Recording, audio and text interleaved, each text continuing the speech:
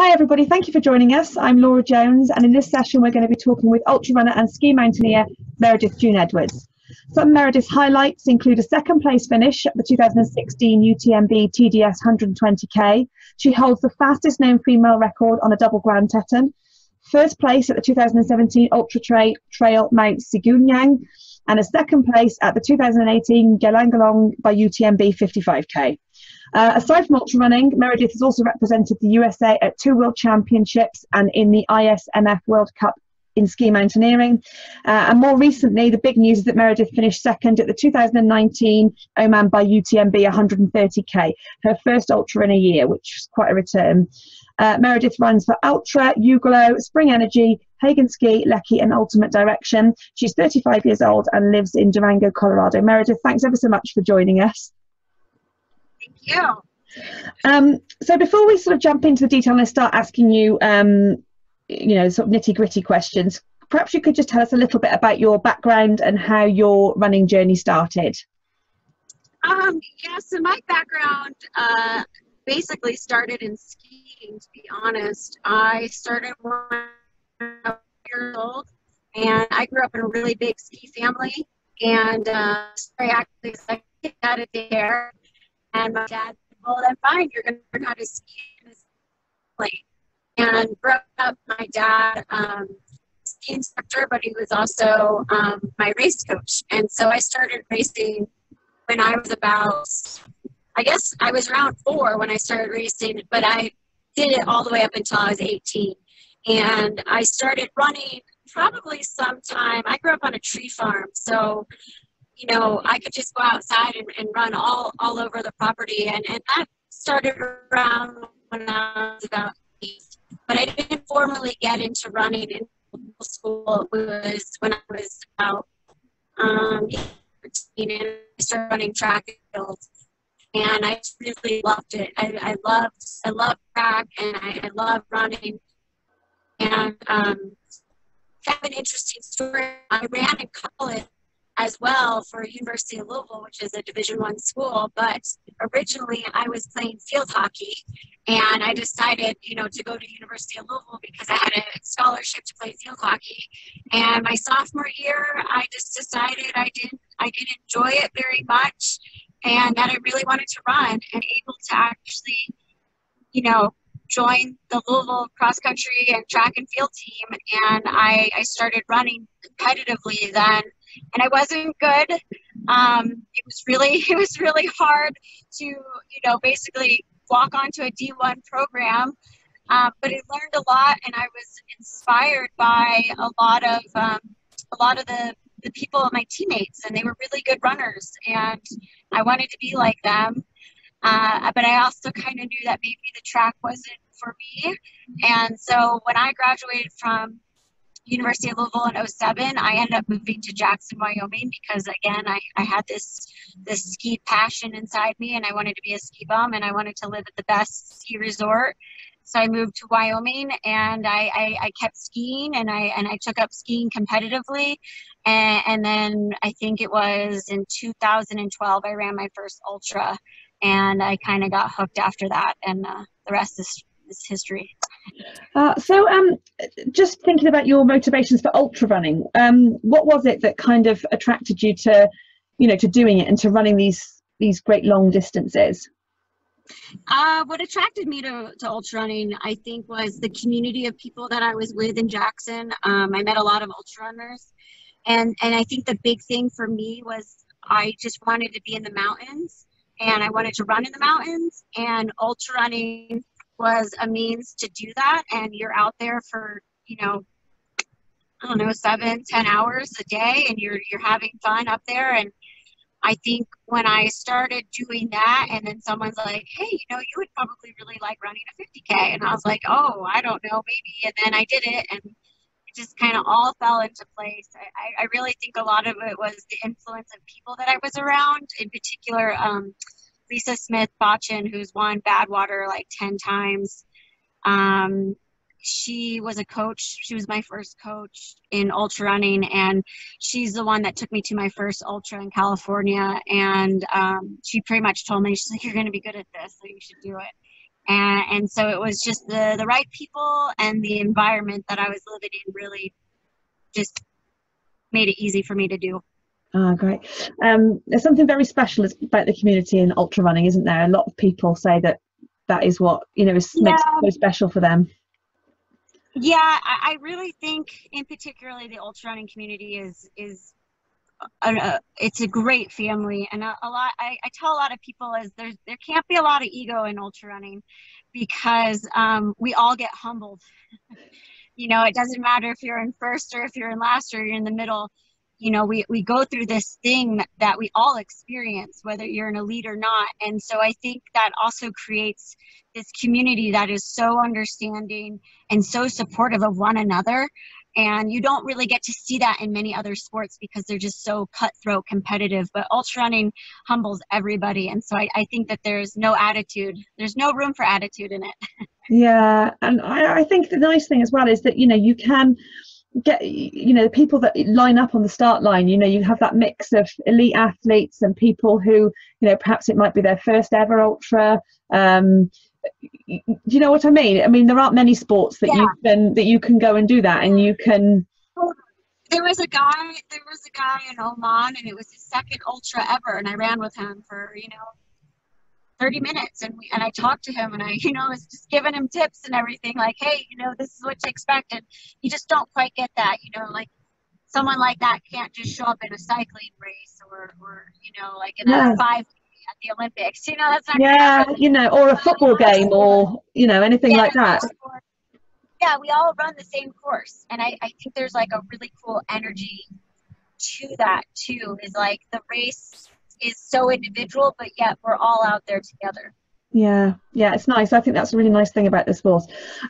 So over the course of your ultra running, what have been some of the mistakes that you've made that you've learned from? There's been a lot of those. I think for me, listening to my body. There's so many mistakes. For some people, I want to tell them, like, when you get into ultra running, please start slow. Please build a slow base. Please don't just go off and pick the hardest, longest race possible. Like, take the time to build up slowly to it. I was lucky I had people around me.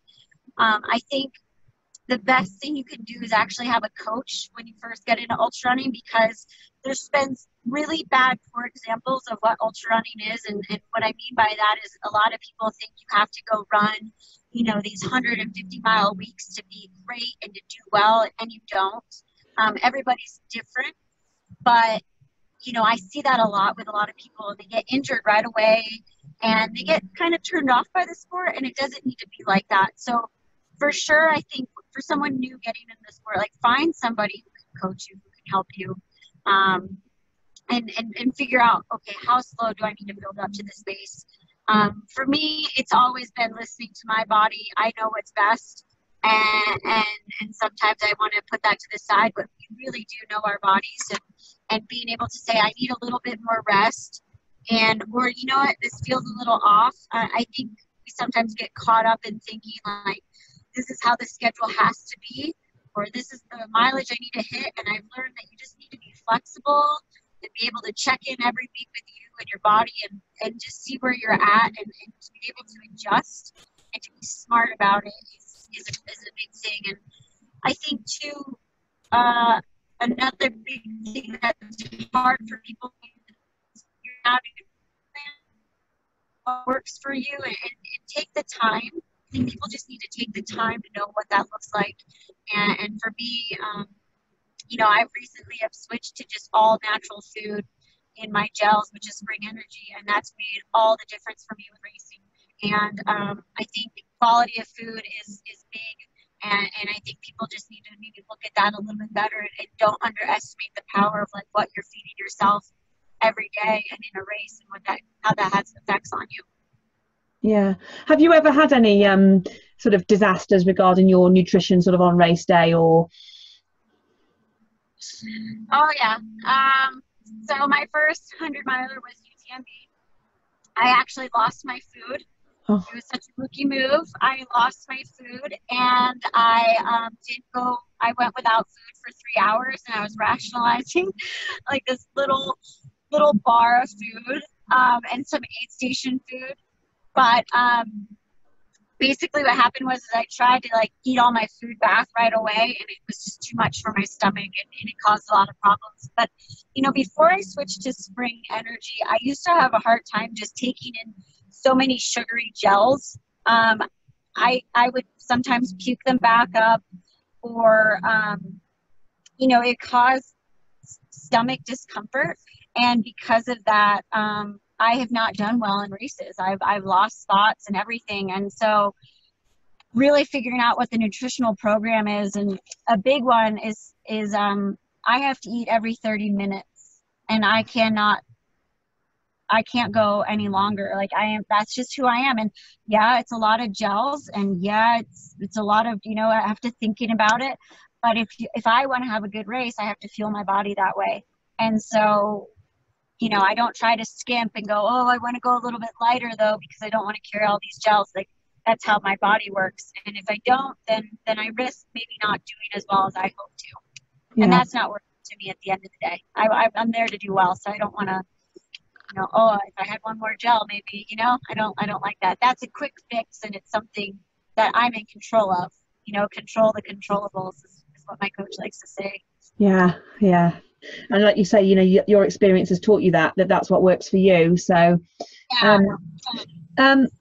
Have there been any particular?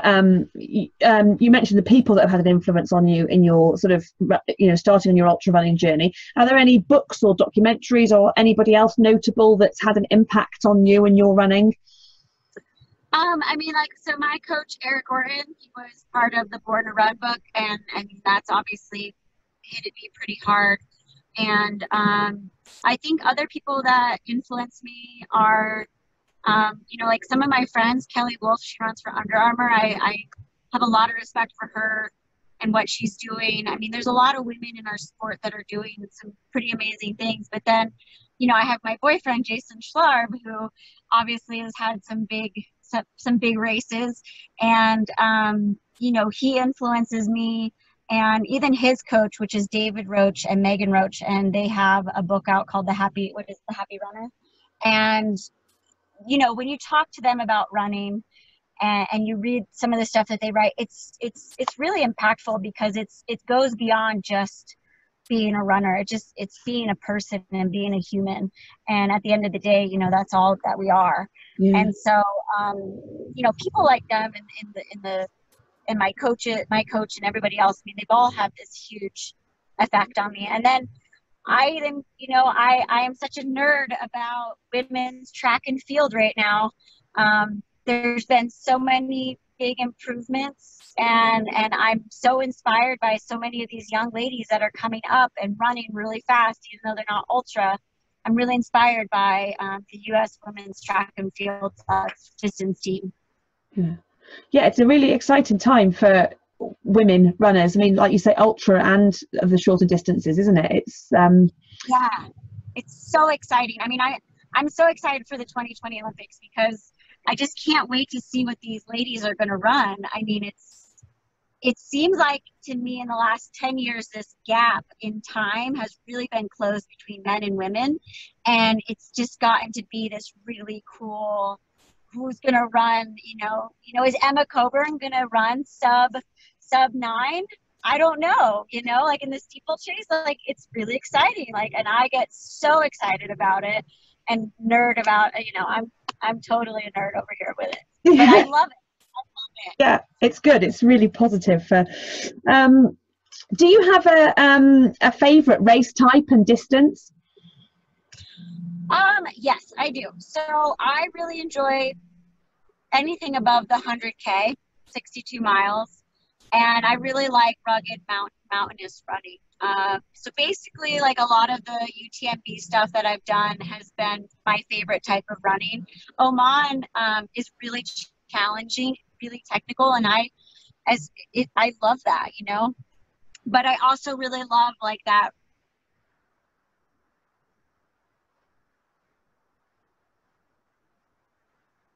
TDS. Out of all the UTMB races in Europe, I really like the TDS course because it's a little bit more technical. It's a little bit higher up in elevation, and the course is just it's really beautiful. And I'm excited to go back and to now be able to run the bigger distance of it this year. So I'm excited. Yeah, I bet.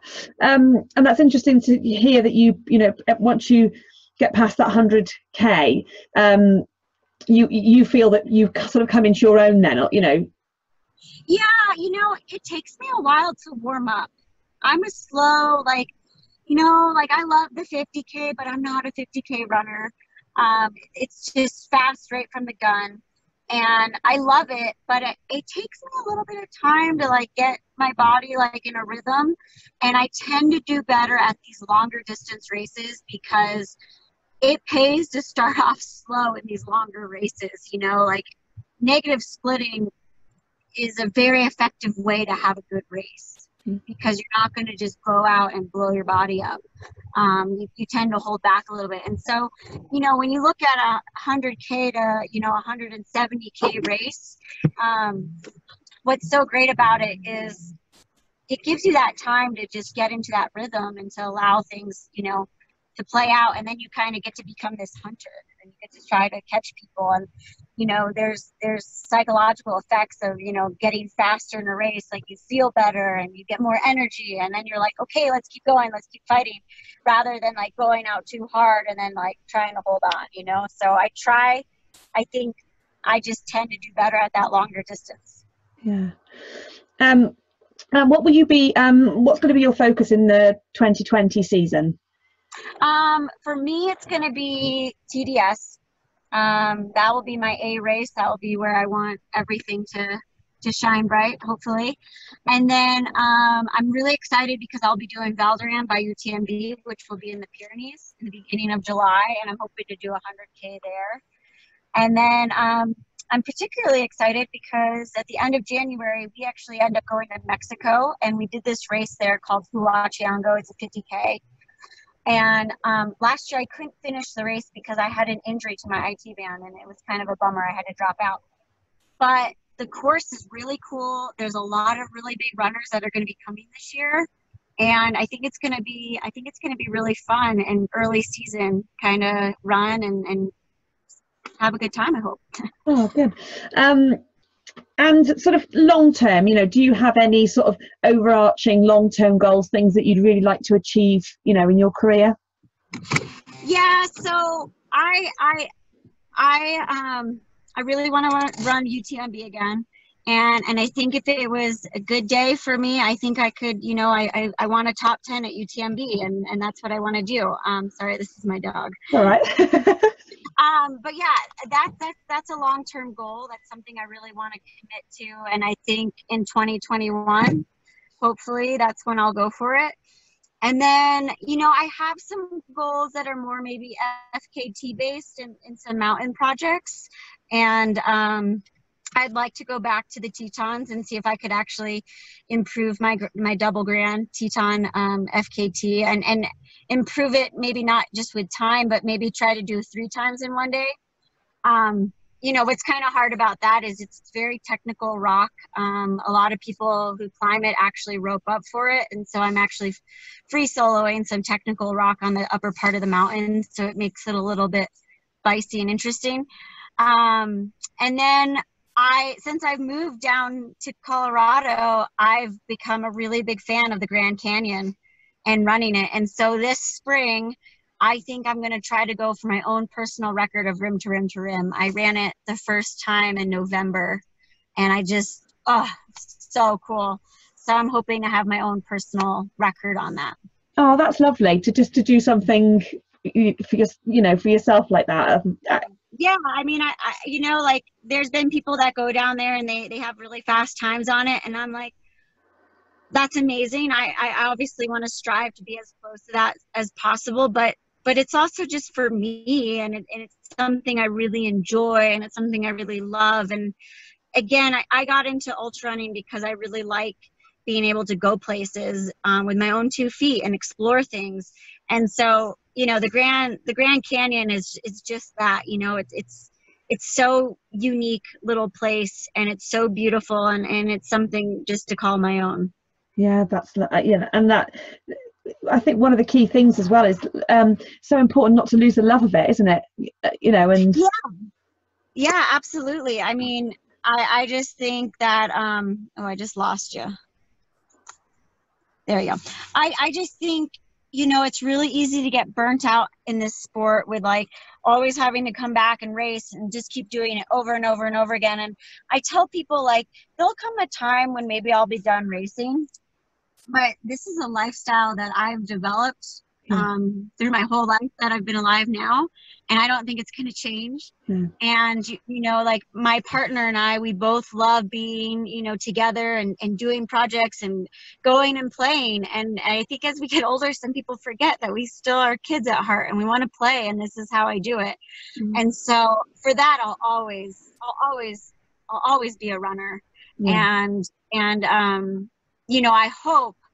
I hope as I age, I hope it's graceful, and I hope it's something, I hope I stay in the sport and just be there. So yeah, that's not, yeah. And I spoke to someone the other day, and he said the same.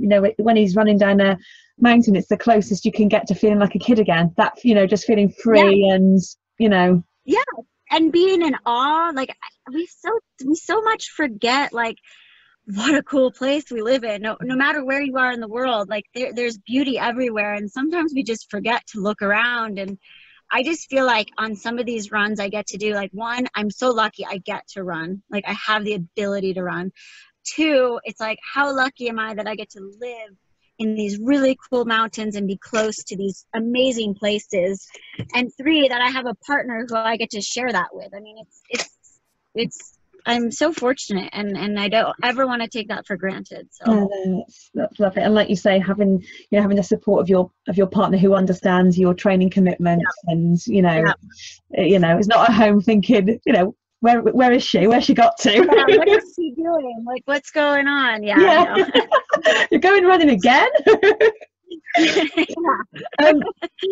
Okay, I just wanted to ask you a little bit about your training, so sort of a bit more of the nitty-gritty of your training. So obviously you've had this incredible return at the Oman by UTMB race where you finished second.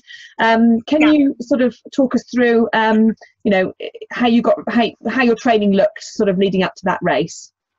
Yeah, so my training was pretty interesting because my highest mileage of training that week was 65 miles. So, around 100K a week, which isn't a lot. This race was 130K, and it was a challenging 130K. And my longest runs were 20 miles and 15 miles back to back. And so I had to take it really slow coming back to training because I have anemia issues at the moment. And, right now we're trying to actually sort out with the doctors, like, well, what's really going on, because my case is a little bit different. I'm not vegan, I'm not underweight, but I have really bad anemia, and I've never had this issue before, and so it's a little bit odd.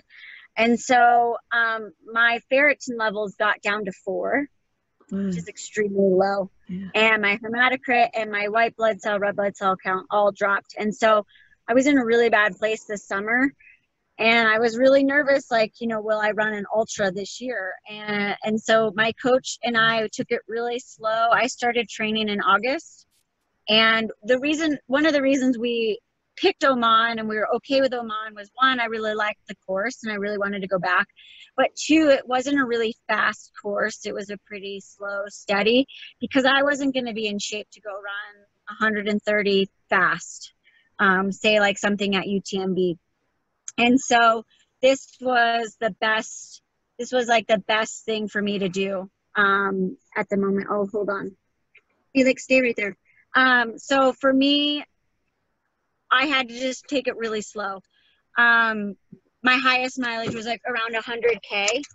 And after that, I think I had a couple 50-mile weeks. but we basically were just trying to run time. I didn't focus so much on distance. I focused on what was my time out, and then like what was the terrain that I was running, because Oman's quite technical. And so I actually was picking more desert running to simulate the course for me, because even though I wasn't going to go do 20 miles, if I was spending 5 hours on really rocky terrain, my body was adjusting. You know, your body doesn't know the difference between mileage. Like your body doesn't know 20 miles, but it knows 10 hours. Yeah. Do you know what I mean? Yeah. So, yeah, so it was really interesting that that's how we had to kind of look at this. And then we sprinkled in some speed workouts with me, and I'm really into doing intervals. And so I was doing like maybe 4 by 4 minutes, but had equal recovery, because I wasn't ready to just start knocking down the recovery. We just had to make sure that everything that I was doing, that I was always recovering, and that my body was like ready to go do it. And so I was never pushing my body over the limit. So I felt like for Oman, I wasn't in the best shape, and I felt like I wasn't, you know, I had no downhill legs for that course, but we got me into a good, consistent base, and we got back what I lost, because I probably took off from running 2 months of no running. And then before that, it was just kind of like my training was not consistent because of the anemia issues I was having. I basically would feel really great one week, and then the next week completely tank. Yeah. And what I started to realize was like my heart rate was really high. I wasn't sleeping as well, and it was because my body just wasn't getting oxygen. So we were just trying to figure out like, how do we come into this and not overdo it? And I think it's better to go into a race a bit undertrained than it is to be overtrained. Any day. And the interesting thing too was, even though my mileage wasn't high, we had some quality workouts that were there. I ran faster than I did the year before. So the course was about an hour faster, just because they cut 5 miles out, but then I was still an hour on top of that. I was 2 hours faster than I was the year before. Wow. So I still ran better than I did. Yeah. So that's encouraging. It kind of makes you feel like, okay, you know what? Like we don't need to be so. I said it's important to be flexible in your training, and to be flexible with your body, and to be able to listen to your body, because I could have made some bad choices in this buildup. You know, I could have just not backed off in certain parts, and I might have gotten myself into shape, but come race day, I don't know if I would have had it. You know, does that all make sense? Yeah. And I think it'll be quite interesting for people that are watching, that are thinking that perhaps they haven't got the time to be able to run 100-mile weeks in training, and they're worried about, you know, because they're not going to be hitting 3-figure mileage, you know, that actually maybe that's not always what you need to be focusing on. No, I'm a firm believer of, I don't think you need to have super high mileage in order to run 100. My boyfriend too actually used to be religious, like have 120-mile weeks, and he barely goes over 100 now.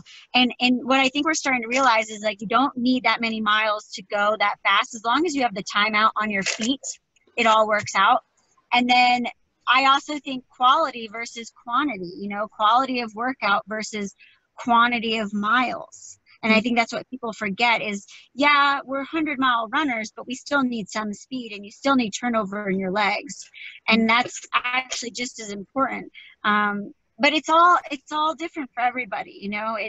I still think, you know, coming into like a 100-mile race, you need to have the base built up, and then you need to work on speed.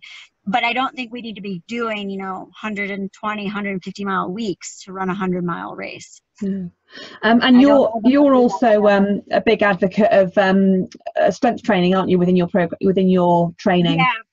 Yeah, I am. And I this past year kind of got back more into weights. I kind of went away from a little bit of heavier weight, and I just don't feel as good for my body. I do need to strength train. And my coach who I work with, Chris Butler, he's out of Jackson, Wyoming.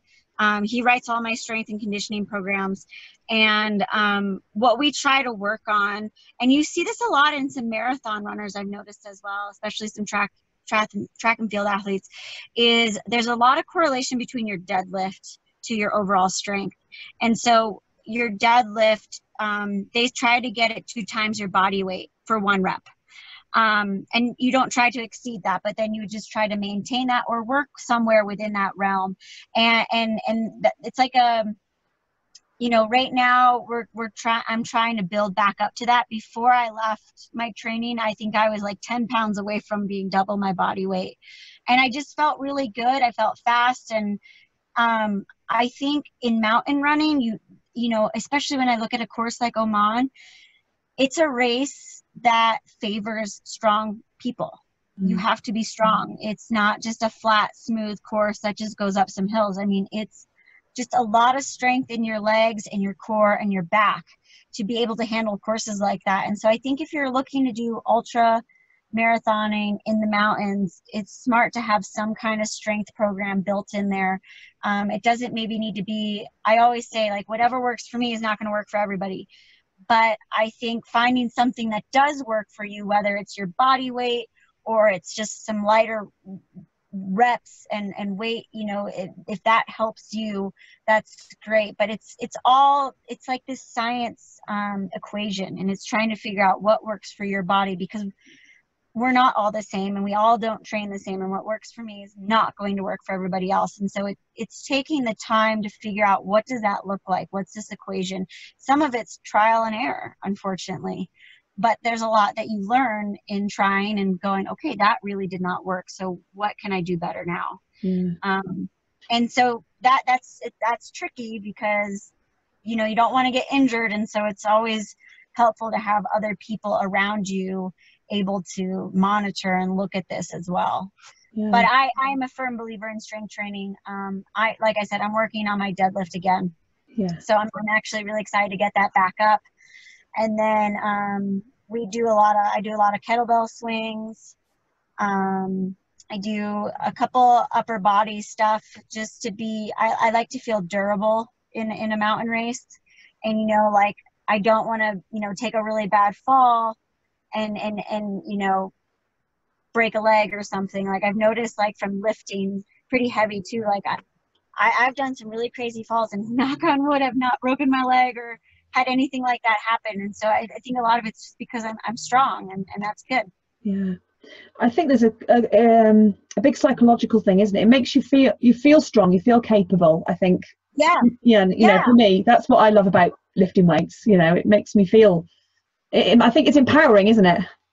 Yeah, I 100% agree. Like, some of it might be vanity too. Like, I'm just, wow, look at my muscles, but that feeling I get from strength training and knowing I put that time and energy into it. I mean, I pull from that when I go to a race. When I get on a starting line and I know I've done everything that I could to be the best that I can be, then you know what? If I'm 9th place and I gave it my all, I'm proud of that, because I know that, I did everything I could. But if I, went into a race and didn't maybe put everything in there that I could, then I'm always like, oh, I could have done better. But it kind of makes handling your result okay too.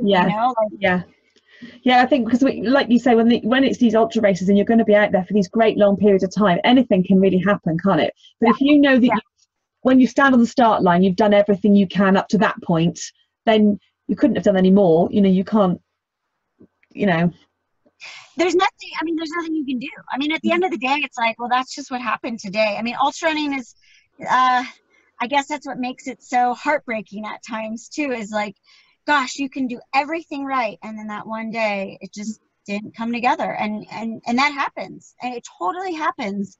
But that's why you have to love the journey, not the destination. So tell us a little bit about Oman, because obviously that went well and you got 2nd place, which was brilliant. How did that race go? Obviously it went well, but tell us a little bit about your race day. Yeah, so I was really hoping, so I ended up running around 26 hours, and that's what I really wanted to do. I have this new thing where the first 4 hours of every race, I feel nauseous, and I think a lot of it's nerves. But it's a blessing and a curse all at the same time, because it kind of slows me down a little bit, and it kind of keeps me in check.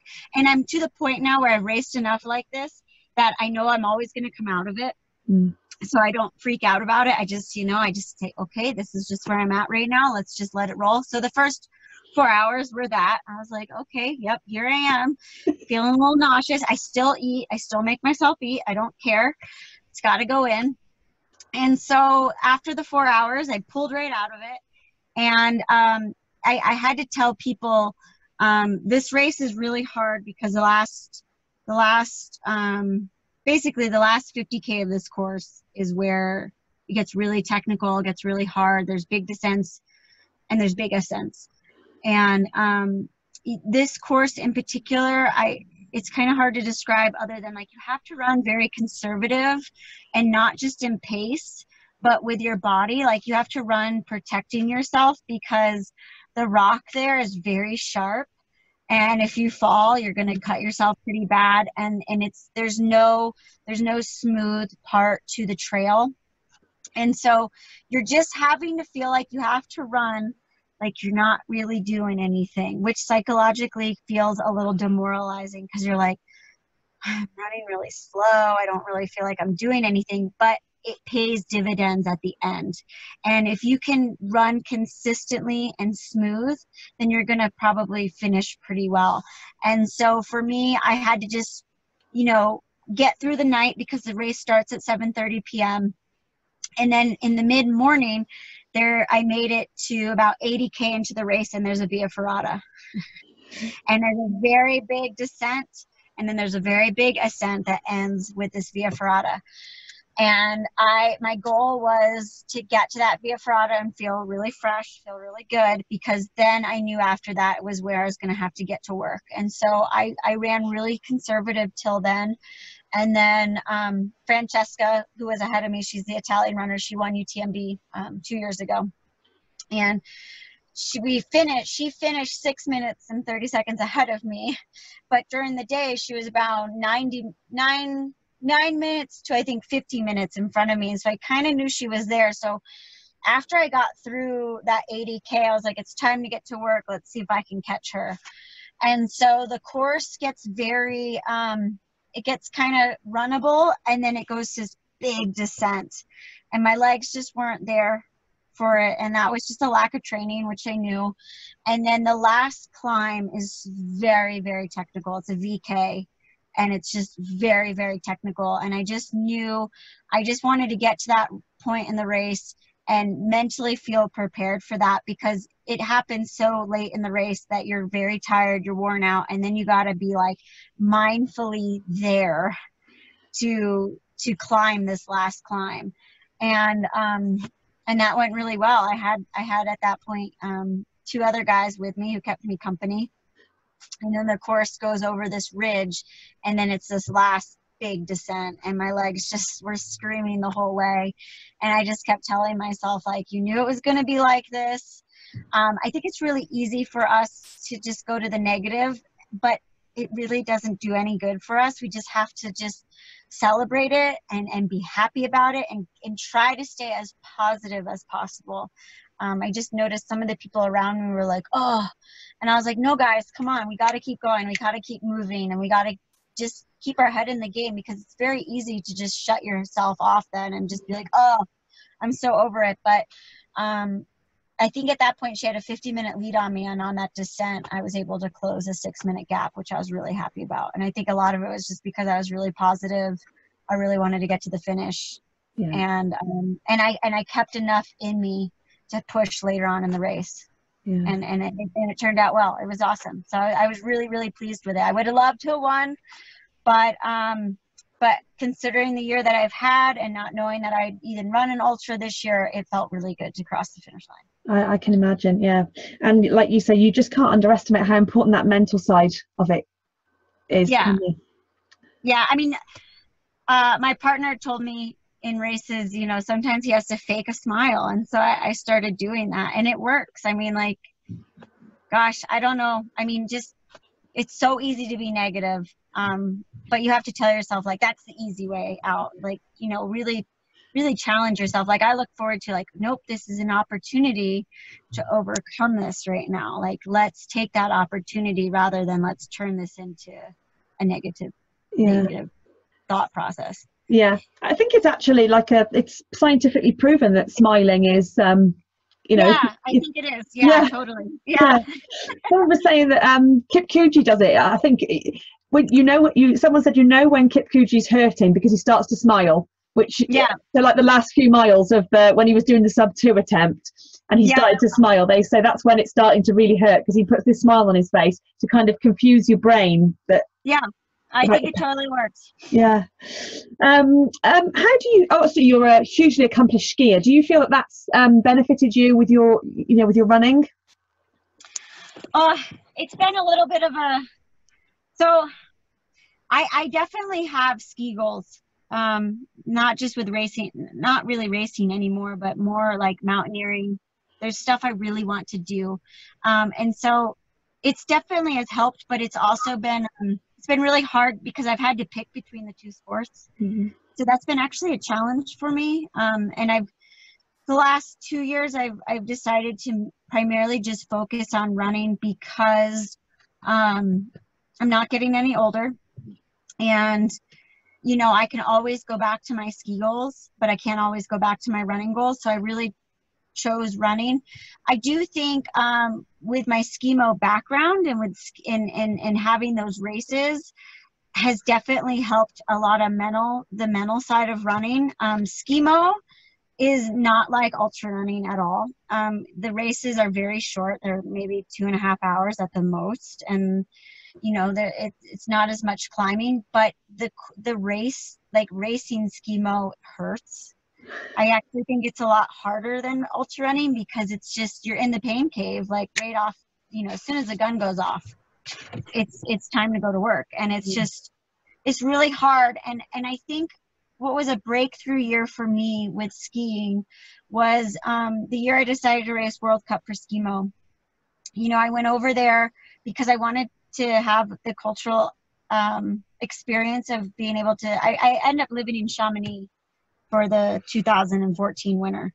And I went there for skiing because I'm a skier at heart, but I also wanted to have that skimo experience. And it was really, really great, but it was also really, really hard because I was very behind in the skimo world. These people have been doing it a lot longer than me. And so I kind of got beat up every World Cup race. I got beat up, but it really made me strong in my mind because I kept showing up, and I'm not afraid to throw myself into races where I know I'm not going to win. I think some people have a really hard time with that, and I don't, because I just want to get better. And I see it as, okay, the only way for me to get better is to go where there are people better than me. And I'm not afraid of that. I think it beats your mind up, it beats your ego up a little bit, but there's a lot to be learned in that, and there's a lot of lessons to take away from, maybe not being the best, but still really trying. And so I do think racing skimo and putting myself out there kind of just gave me a mental edge a little bit. I mean, more than anything. And then obviously physically being able to put yourself through those races does help. I do think skiing helps in the off season with running. I sometimes take a little bit more time to put vertical in on my skis because it's a little bit easier on my joints, and it just kind of breaks all the ultra running up. I don't try to run all year round. Like, I tried doing that last year and my body got a little beat up, and I think this year I'll probably ski a little bit more just to give the body a little bit more of a break. Yeah. And so I do think skiing does help in that way. But I think the biggest thing for me was like that mental, drive I kind of took from that. Yeah. And just applied it to running. It was really interesting, it's just the things that make you grow and develop as a person as well as an athlete. Like you say, it would be easy for you to only you could pick races that you were going to podium at and all the time if you wanted to, but yeah, and I don't find value in that, and you know, everybody does it, you know, everybody has their reasons. And so I respect that. But for me, I think if you want to reach your true potential of who you are as an athlete, whether that means you'll be the #1 athlete or you'll be like in the top 10, I think you got to put yourself out there and you got to give yourself that chance, and you got to maybe rely on people better than you to pick you up and help you go on that journey, you know, like, you know, I really do. And so I learned a lot in that season that I was racing like that. Yeah. And like you say, now it's quite nice to hear you say that that's almost like your cross training, your skiing, you know, where some people might cycle, you know, you might choose to ski. Yeah, I mean, I'm not Killian Jornet over here and can do all those, you know, fabulous. And for the longest time, I ski mode raced and ultra run. And now, because I've made ultra running more of a goal for right now in my life, I kind of need to have more focus and emphasis on that. And I need to have a little bit of a break, because if I decided to ski mo race this year, I'd want to do well. And then that would just mean I'd have to have like 2 intense seasons of just racing. And I don't enjoy that. And I don't think I do as well. Yeah. That's really interesting. You know, you're the first skier that I've talked to, so it's interesting to hear. Yeah. Okay, so as we sort of look to wind it up, I'm going to ask you a couple of sort of closing questions. What do you think are 3 characteristics that you know, are needed to be successful in ultra running? Well, I think you need to have drive. You know, there's got to be a reason that you want to be out there for that long. You know, there's got to be a drive there. You gotta really want to do it. You gotta really love to do it. You know, if I don't really know of too many ultra runners who are in the sport that don't have that, whether they're elite or not. I mean, you just got to really want to have it. And then you also you got to have grit. I mean, at the end of the day, like, you know, if you're going to sign up for a 100-mile, like, things are going to go wrong. Things are going to go, you know, I don't want to sound pessimistic and just, you know, say like every race, like, oh my gosh, you're going to have all this happen. But things go wrong. I mean, you're out there for 20-some hours, you know, there's a lot of time. And so I think, you know, you got to have that grit to just be like, okay. And remember, like, hey, I signed up for this. No one made me do this. I did this. I chose to do this. Because when we decide it was our choice rather than, oh, my sponsor's making me do this, or, you know, what, your spouse, I don't know. But when we realize, like, this was our choice, you know, it takes a little bit of like, okay, acceptance, you know, having acceptance in your race. And then I think, you know, I think having drive, grit, and then being able to have flexibility with yourself and your body. I think those are 3 really strong characteristics that you should develop. Because if you can have the flexibility, then hopefully it keeps you smart and you're able to respect yourself and your body and what it can and can't do. Yeah, fabulous. And you mentioned earlier, for anyone that was considering perhaps starting out in ultra running, the value that you place on having a coach and on starting, you know, perhaps not jumping in with something that's really, really challenging and really technical. What about if any of your audience who are watching who are already, you know, established ultra runners, but they're looking to sort of move to the next level and to, you know, progress? Do you have any advice for them? Well, I think when people like have a baseline and then they're looking at, okay, what can I do? Or, you know, how do I bump up in distance? I mean, I know UTMB is crazy because it's a lot of, you know, there's a lot of people in it, but the UTMB races provide a lot of really great competition, and they also provide all those different distances that make it easy to kind of bump around from distance to distance and to kind of grow. I mean, honestly, that's how I started really in ultra running. Was I decided to do CCC, and then I did TDS, and then I went to UTMB. And I think that progression, I still think that progression was healthy and not anything too big. And I, at that point, was already established, but I wasn't an elite at that time. And it wasn't until I went and did those races that kind of changed everything for me. So I think if someone is established, I think looking, you know, at that UTMB circuit and going, there's good competition and there's good distances to jump from. I think that that's healthy.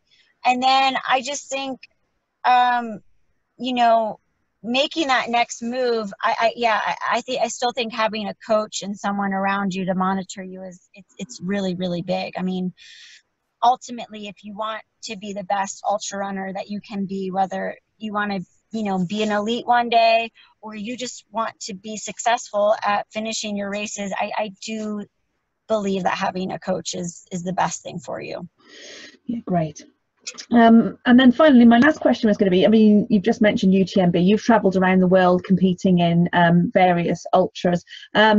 What, in your opinion, what would be some races that our audience might want to put on their bucket list of ones that are really amazing races? Well, gosh, they're all over. Mt Siguniang in China was a high altitude mountain race, and visually that course is so beautiful. The culture is amazing. And, you know, in particular, China is booming in ultra running. And so there's a lot of people that want to support the sport. And so, you know, coming from America, going to a country that's excited about ultra running is really unique, and it's gratifying. And it makes you feel like, oh, people do care, you know, about what I do. So I would look at that. Mt Siguniang it's really beautiful area. We're kind of bummed. We really enjoyed running in Ushuaia, which is in Argentina. That was part of the UTMB race, but I don't think it'll be going this year, but it'll be going next year. And that is just a really, again, UTMB puts on a really great race with Ushuaia, and it's a unique part of the world. It's the southernmost city in the entire world. So they say they're the closest to the North Pole, and the town's really funky, but the course is really beautiful. It's technically hard, but not something like Oman, but it's a good technical, it's good runnable mountain terrain. And again, it's just very beautiful. And everybody who's been there, who's done the race, we all are like, oh, we can't wait to go back, because it's just really, really, really awesome. And then I'm still in the lottery. Maybe one day I'll get Hard Rock. I live in the San Juans. And so even if you don't ever get a chance to run Hard Rock, I think if you really love ultra running and you're big into it, I think just taking a trip to Colorado and running in the San Juans and actually running what's called the soft rock, which is like you would choose to do it in like 3 days, it's unbelievable. It's so beautiful, and it's unbelievable. And I'm so lucky it's in my backyard, but that's something I would still tell people. It's still worth going and doing. Yeah. So, you know, for the love of it, go and do it. Yeah. Yeah. Oh, that's so interesting. And I think that just about brings us to the end. Thanks ever so much, Meredith, for joining us and for making time. I know you're really busy and everything's really hectic at the moment. I'm so sorry. Yeah, I just came back from Oman, and I got a really bad cold after the race, and I was traveling for a week and didn't make it home, and then I finally made it home, but now my luggage hasn't made it, and I've just been like all out of sorts. But I really, really appreciate you guys having me. I'm so happy I get to, you know, maybe tell my story a little bit, and I hope I get to help as many people as possible. So thank you. We're really, really grateful, and we'll put all the links below the interview so people can sort of follow you online and see your progression and what the 2020 season and beyond brings for you. So thank you ever so much for joining us.